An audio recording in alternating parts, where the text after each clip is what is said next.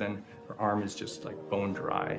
You think something we can tweak in shader? We'll have to send back to character team Michael to take a look. I can play with the lights and see if that's creates more like spec. Yeah. I've never ever focused so much on lighting and how much sensitivity there is to that here. One of the first lighting scenarios I had to do was like 7 a.m. like overcast. And I'd like wake up early and like take photos with my phone. What color are the shadows, what color is the light? It is a master's course unto itself of how to deal with ambient lighting because I've never had to use it so much. Man, this is kind of sad. What is? All this music that's just sitting here. No one's around to listen to it.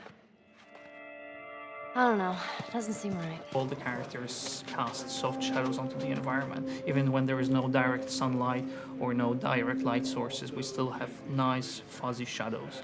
When you're walking down the hallway and you see your soft shadow goes along with you projecting on the wall on the environment, that make everything look real.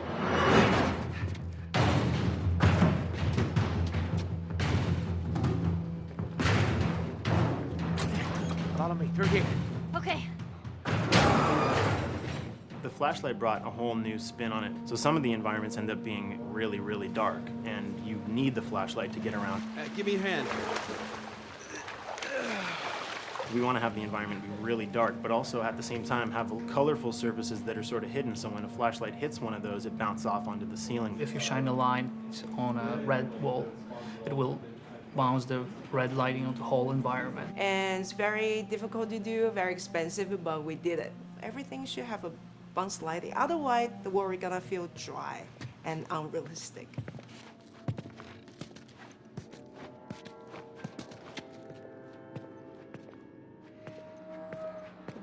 I guess this is where the assholes sleep. I mean, slept. This engine is really driven in a way towards a very high level of cinematic control over each frame. And hopefully, if we achieve our goal, you'll see it is beautiful. There are these truly beautiful moments amid all this chaos and destruction. Yeah, once we're done with this whole thing, I can teach you how to play guitar. What do you say, huh? Ellie, come on.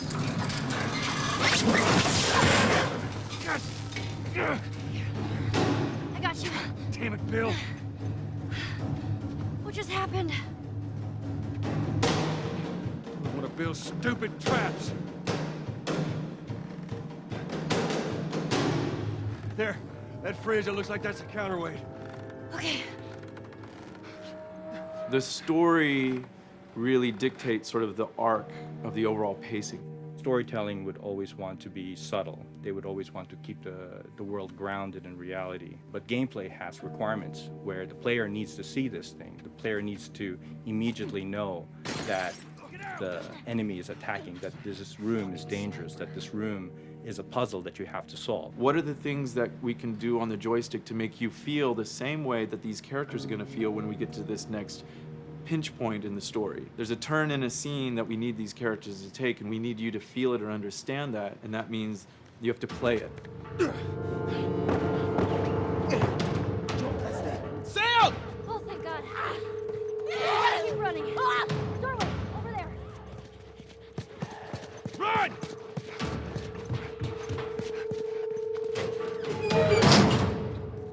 We really want to make sure that there's that contrast between the negative space and then the high tension spikes.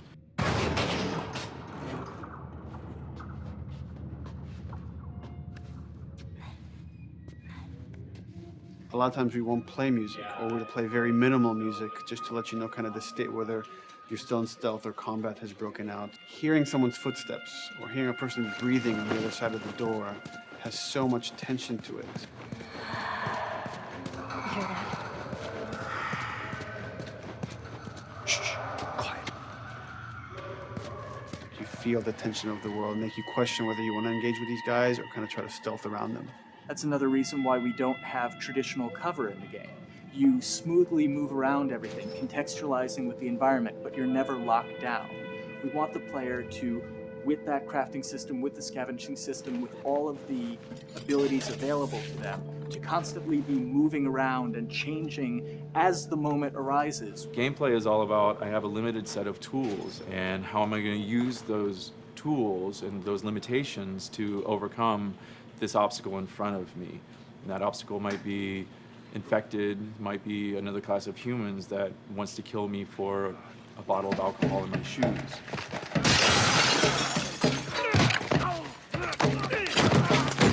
It was important for us that we don't underplay the violence, because then the threat doesn't seem as real.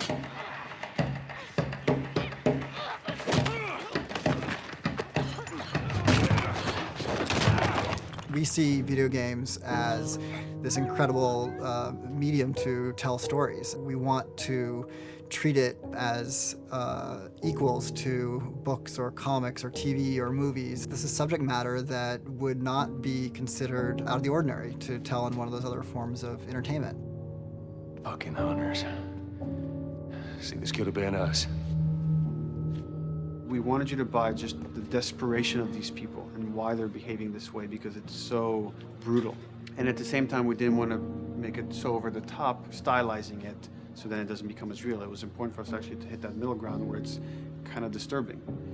That glint that's happening on that curvature, it'd be good if there was a way that we can guarantee that from this angle, we're seeing it. It seems But really it's flat. overall too bright and opaque. Yeah, looks like paint. Yeah, see, the blood on the ground works really well. It's something about the other shader is messed up in this environment. We got to fix that to unify the look. Shouldn't make you giggle or laugh or any of that. You should be kind of appalled by what you have to do, but you understand why you're doing it.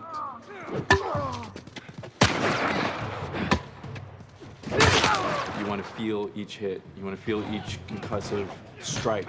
Lives are at stake. You want a death animation to have impactful performance, not just have a guy keel over in a ragdoll. In real life, a guy hitting a guy takes a half a second, but in the game world, you want that to be as instantaneous as possible. I lived my whole life in this very ugly test level. I basically just fight dudes in here all the time. Almost every move is divided between like an intro and a swing. One of the many things I have to end up doing is like counting frames and being like, okay, on frame 18, I want you to get out of here. I want you to be able to start moving. Every hit reaction that an NPC plays, they are not necessarily in the correct pose. When you strike them the next time, we just pop them with a 0 frame animation change, which is usually kind of a no-no, you know what I mean? Normally you want characters to blend smoothly and realistically into animations. But what we found is that you can cover that pop up with a heavy impact. They can go from almost any pose into the pose that the impact starts from, and your eye just covers up the transition for you. So if you throw a brick at a guy, it puts him in this like kind of staggering stun state. And that changes the moves that you do when you come up and punch him. So now I'm gonna come up and punch him, and now when you're punching him, because you've hit him down, you get this like auto aim moment where you get like a free headshot. I try to make it so that, you know, if you kind of know what you're doing, that you can set yourself up for 1 + 2 = 3. Right here! Memory on a console is a very precious resource.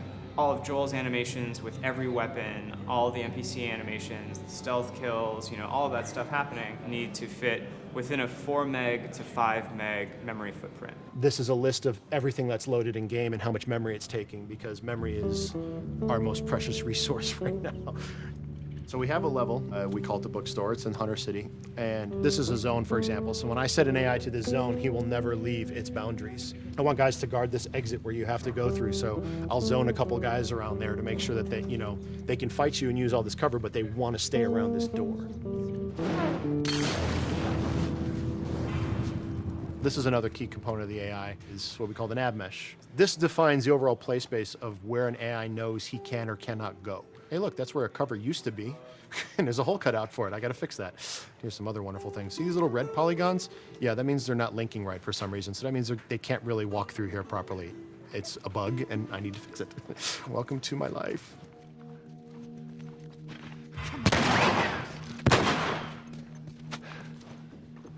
Hey!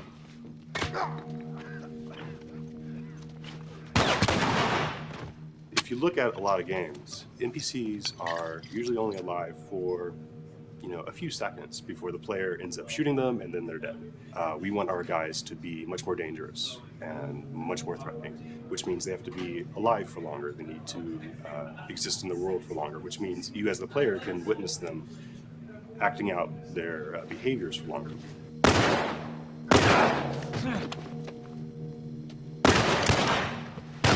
So we've been working really hard on our AI systems. Back of the box, biggest bullet is going to be like AI. So we tried a number of different prototypes with the buddies, including having Ellie be super independent of you. She would try to flank the enemies, get behind them, or get between you and them. And a lot of times those decisions should surprise you, just like a real person, a real character would surprise you. And we discovered after many different prototypes, the best thing for her to do generally is to stay very near you. You need the exploration, you need the scavenging, you need something to say like, okay, if we just crank it to 11 the whole time, then it's pinned up there and there's no time to breathe, no time to assess or analyze, and no time to really contrast. There's no way of shifting the pacing.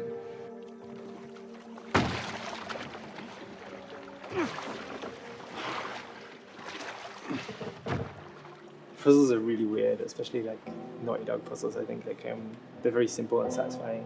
Most of this puzzle is strict exploration. You can see the ladder here, you can see the pallet there, you can see a clear route up to the ladder. So you're like, okay, maybe you have to get Ellie to the pallet, push the pallet over to this side, and like Ellie will climb up and lower the ladder. So that whole part is like, that's not a puzzle, that's not regarded as a puzzle, but when you feel like you've got to the solution and you're like, okay, I'm going to climb this ladder, and you climb it, and it breaks off, hopefully then the player will feel a little bit stumped and they'll be like, I'm not really sure what I am meant to do now. And so this is where the puzzle starts. Hopefully at this point, like all of the elements that the player needs to solve the puzzle are very familiar to them because they've been through the previous exploration beats. They're improvising with elements that are at their disposal. That's a really sort of like strong theme throughout like The Last of Us. So like you're a survivor, you'll take whatever tools you're given and you'll use them in like creative ways to survive.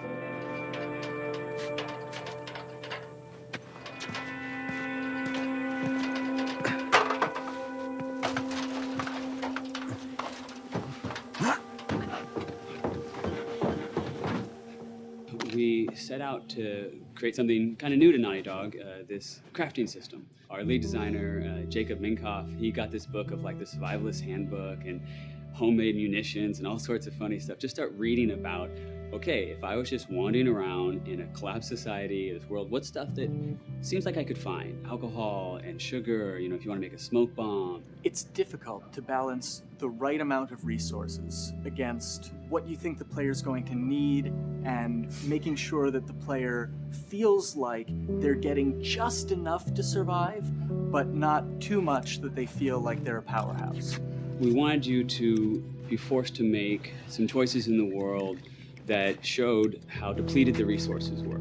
So if there's a particular point in the story where the characters are having a particularly difficult time surviving, then we want you as the player to be finding fewer items, farther apart, harder to survive. We will item starve you at the same time that those characters are feeling starved and worn out. Then you expose something to them. Oh, here's a cache, and if I can just get into that cache. Oh, look, there's a wealth of things in here. God, I was so worried. My health was low. If I had run into a combat, because it's always that thing in your head, it's that Hitchcockian thing about the danger that you see is less meaningful than the danger that's in your head.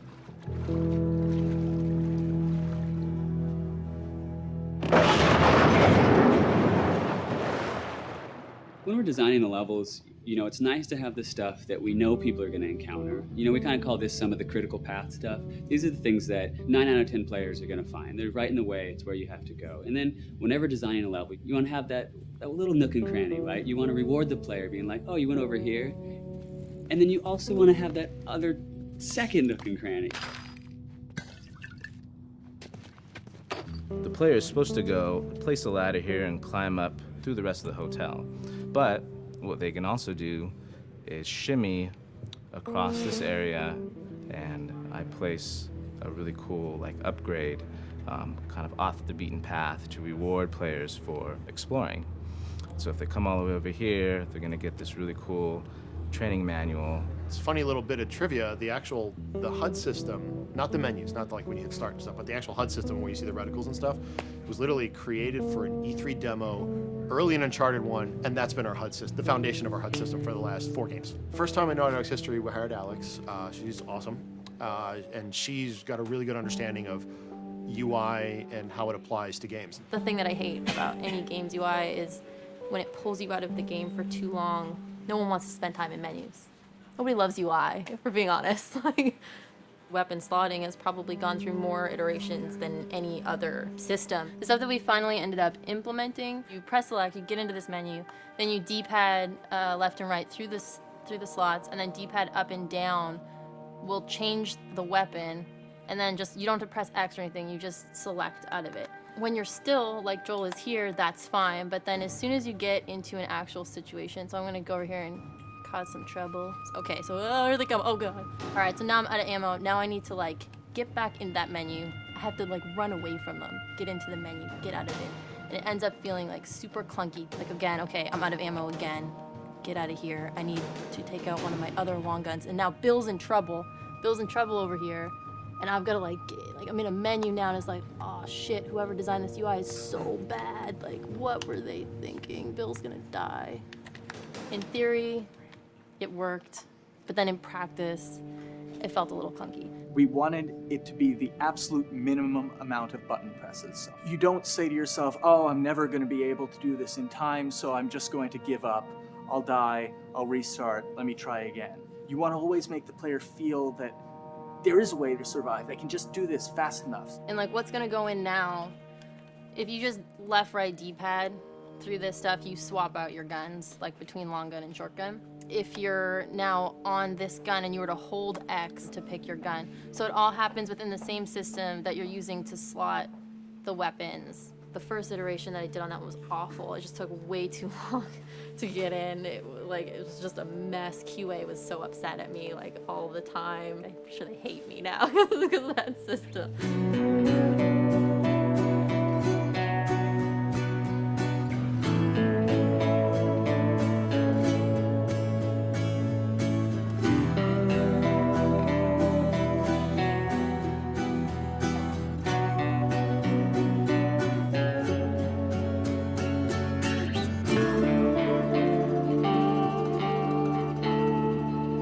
I think the way the industry is kind of maturing and changing in general, you're seeing a lot more focus and importance on refinement and polish. So having internal QA really helps.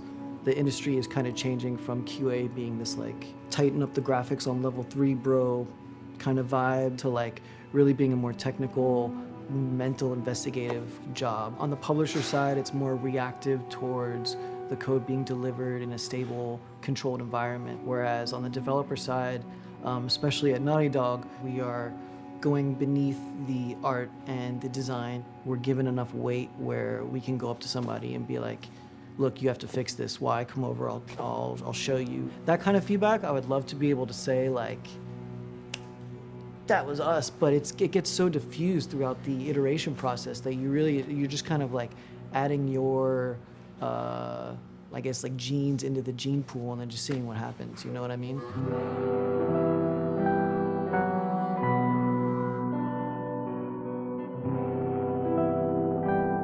Everyone's working all the time now. But like I tell people, like 7 weeks and then you can have tons of time off, enjoy the sun, you know? But for now, it's like, this is it for everybody.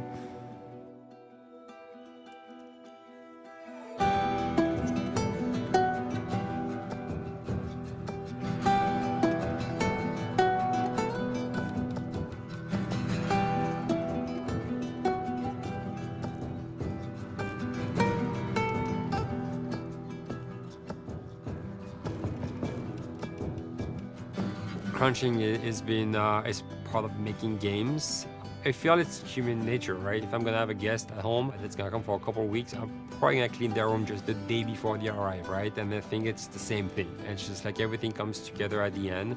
I personally enjoy Crunch. I think you get this like absolute laser focus because it has to come together.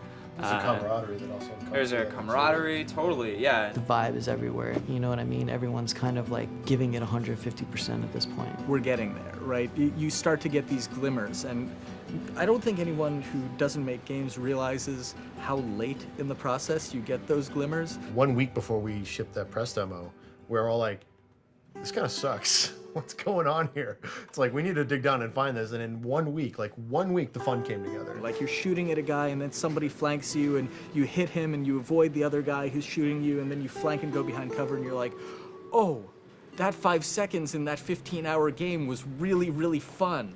How do we make that 5 seconds happen thousands more times? My favorite video game is making video games. It is as challenging and as complex and as interesting. If we had to like try all the things that didn't work, what's hard about Crunch? It's like marching through that swamp of it not working. I mean, nothing's ever really final because you can always make something better, always. So we're constantly changing and constantly reiterating and trying to make it better and better and better, pretty much until we ship. As an artist, you're never really happy with your work. You could be given like 100 years to work on something, you'll still find things to nitpick and things to fix. Yeah, you can work on the game for 10 years and you'll still be crunching at the end. So it's like, okay. All of a sudden, it's like getting ready one morning in the shower, and I was just like, oh yeah, I'm about to ship another title, and this is gonna be a really good title, and it gets you excited, and you're like, all right. Do I think the game's gonna be good? Yeah, it's gonna be awesome. I think it was good a little while ago, and now we're gonna make it Extra kind of good. amazing. Yeah. What it will take to get there in these next 5 weeks, it's gonna be a lot. I'm excited. I have faith. Every time we're shipping a game, it's terrifying. You just hope for the best. You don't know, right? I mean, people have different opinions. We have to go with our guts, and I trust the team just to pull it off. This, hands down, is the hardest, most challenging thing I've ever done. We sweat a lot, and we worked a lot, and we all went home tired, you know? But I think that's you're gonna see that on the screen. I think that's gonna pay off. Ellie? Ellie? What? The ladder. Come on. Right. After David, Ellie's visibly distant. You could have done a cutscene to show, hey, you're being very distant, and she's not responding, but to also do that in gameplay to where it's something that you've done just countless times throughout the game with, you know, let me boost you up here, get the ladder, bring it down so we can do this systemic thing. And the character responds with that, and you have to actually go over to her and go, hey, come on, the ladder, we've done this, let's do this. It's a subtle choice. Like Bruce and I talked in the beginning, is like we have these mechanics, how can we exploit them in a narrative sense? And that's one of those opportunities. I just think it's incredible that happens in-game. It's not a cinematic, you know, it's something that adds weight to that controller when they're playing. Wow, so good! Let's go eat. Let's go eat.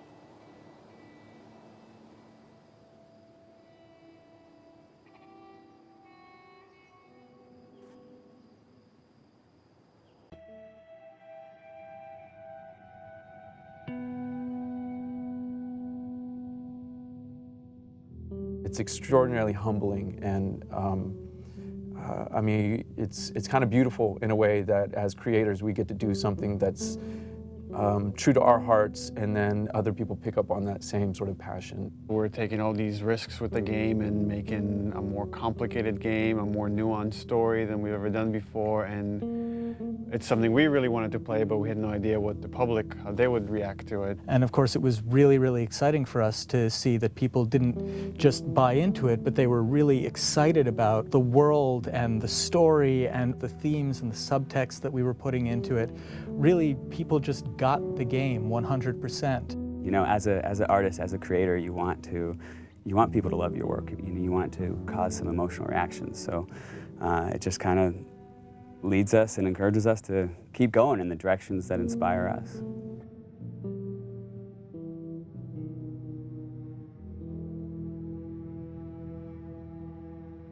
The Last of Us: American Dreams, the graphic novel we released through Dark Horse, co-created by Faith Erin Hicks, the co-writer and amazing artist on that comic book. And it introduces the character of Riley.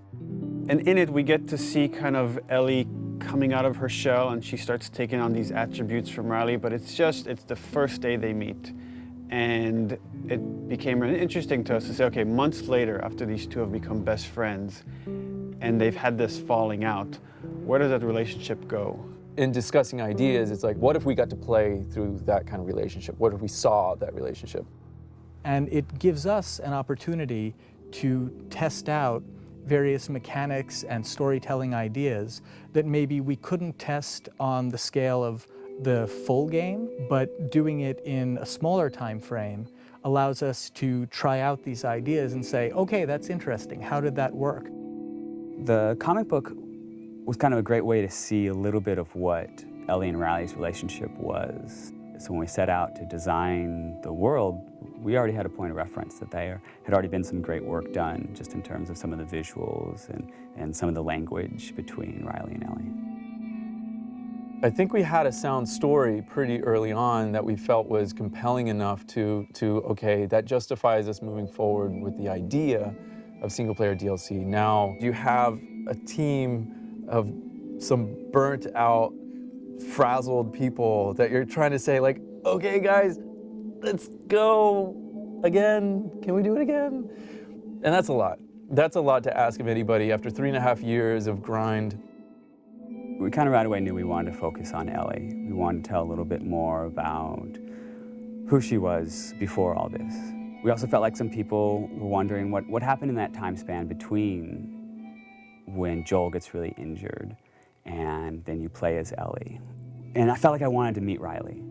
Like I want to know her. I read a little bit from like the comics, and you kind of had this image in your head in the character, but you kind of really don't meet them until you start to see them. And once you get the actor in there, once you get these people, they really start to come out. All this time I thought you were dead. Yeah. It was interesting sort of this time around to be with someone new. When Yanni came in during casting, I was like, that's totally who I saw in the comic book. That's totally her, that's totally who I heard. You need to cast her. I was a bit intimidated to kind of come on to something that's so big. It's different, Ashley started with it and you're, coming in, I guess, as a sophomore, you know what I mean? Like, you feel like, oh gosh, am I gonna fit in? And then will I really be able to live up to the standard that's so high? With The Last of Us, we got to see the events that led to who Joel is during the game. We never get to see that with Ellie. With Ellie, we're picking her up at the outset of the journey. What this DLC really allowed us to do is focus on Ellie's life prior to that journey. And we get to see, she's just a kid, ultimately.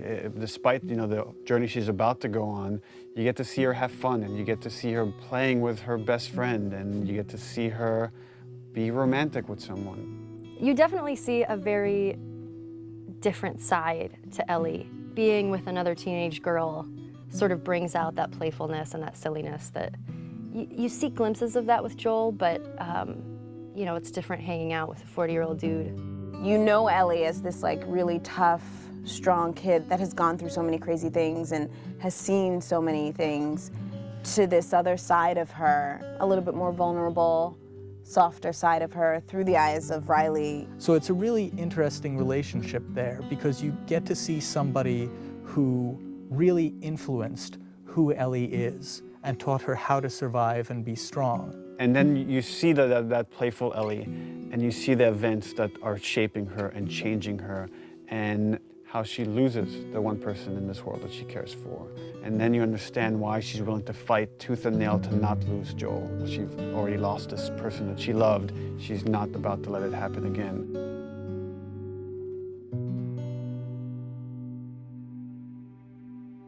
There was a lot of gameplay where we kind of challenge ourselves to say, okay, how do we add tension? How do we add core mechanics to two teenage girls that have snuck out of this military dorm and are being playful at a mall? There are large portions where there is no combat, where we're really focusing on the narrative connection between you and an allied character. What's really important to us is how we parallel the player's emotional experience in the characters and vice versa. We want you to always be feeling the way that the characters are feeling. What the fuck are you looking at? We look at contrast a lot whenever we're trying to create pacing of things. And you can't have your lights without your darks, your highs without your lows. So while we're looking at the Ellie storyline, we also want to contrast that with what's happening in the desperation of Joel. So the combat is kind of an extension of the obstacles, the barriers inside of her way that she needs to overcome. Something new we wanted to do with the combat this time was we introduced David's people, sort of the cannibals in the university. By pulling David's crew into the mall, we also thought it would be intriguing to create some new technology where we had the infected fight the humans.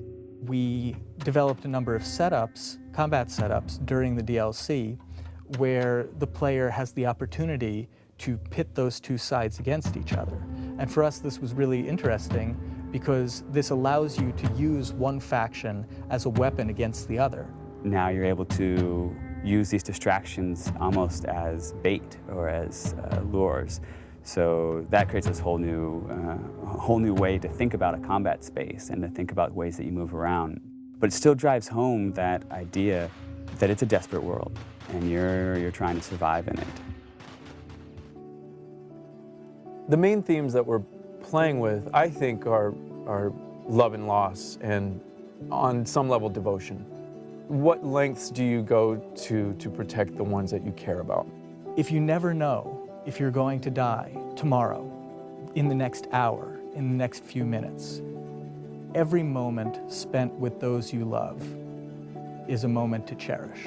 The relationship between Ellie and Joel, it dealt with survival, it dealt with loyalty, and ultimately it dealt with love, the love of a parent to a child or a child to a parent. The DLC is not that different. In this world, all you really have are your relationships and your friends. I mean, that becomes everything. And I think that's sort of reiterated in the DLC. One of the great things about Last of Us was how much people related to Ellie and enjoyed Ellie and saw her as this strong character. And here we'll get to see how her time with Riley has become that and something that propelled her to be able to go on this journey with Joel.